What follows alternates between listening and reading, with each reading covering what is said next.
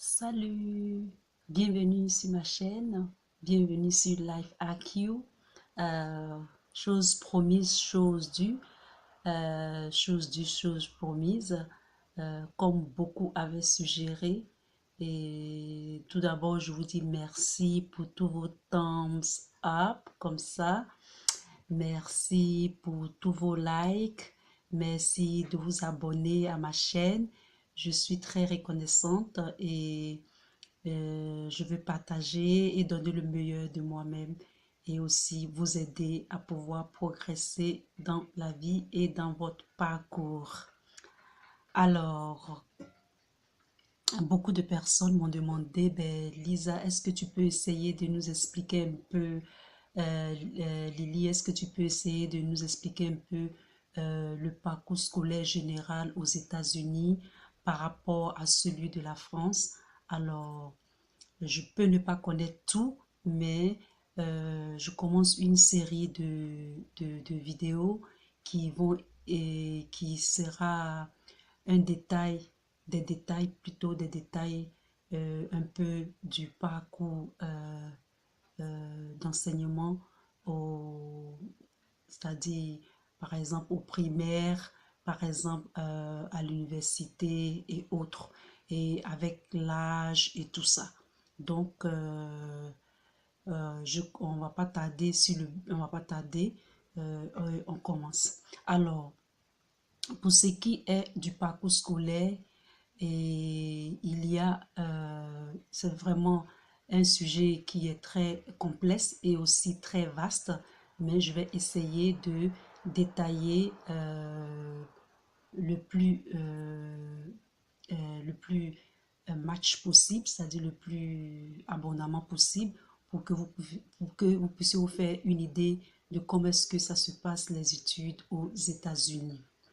Alors, pour cette première vidéo, elle sera très courte, mais demain, et ainsi de suite, je vais faire d'autres vidéos qui vont vraiment détailler tout et avec les diplômes et tout.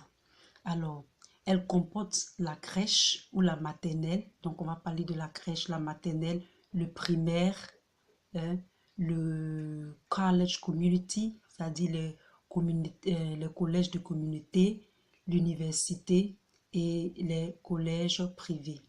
Aussi, je vais parler de la fin des études, les examens comme par exemple le SAT, la licence, le master, le PhD, etc.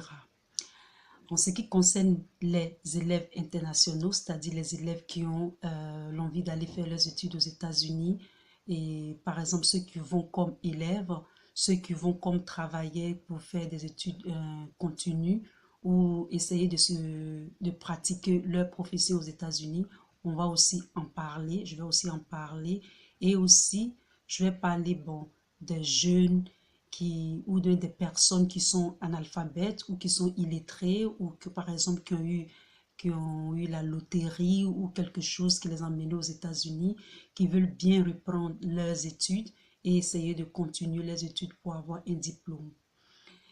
Et donc, par exemple, ceux qui n'ont pas de diplôme, comme je l'ai dit déjà, ceux qui n'ont pas de diplôme, qui voudraient s'intégrer dans le système éducatif et tout ça, et ils veulent apprendre par exemple l'anglais, comment faire pour apprendre l'anglais et quels tests ou examens passer pour s'intégrer facilement dans le système.